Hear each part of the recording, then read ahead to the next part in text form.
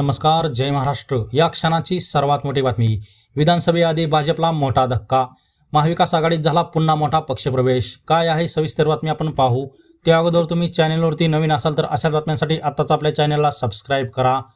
लोकसभा निवडणुकीमध्ये महाविकास आघाडीला राज्यात भरघोस यश मिळाले आणि राज्यातील 48 जागांपैकी 31 जागांवरती महाविकास आघाडीच्या उमेदवारांनी विजय मिळवला. यामुळे राज्याच्या राजकारणाचे समीकरण बदलले असून महायुतीतील अनेक नेते महाविकास आघाडीत जोरदार पक्षप्रवेश करत आहेत. आणि याच पार्श्वभूमीवर माजी खासदार शिशुपाल पटेल यांनी भाजपचा राजीनामा देत काँग्रेसमध्ये पक्षप्रवेश केला आहे.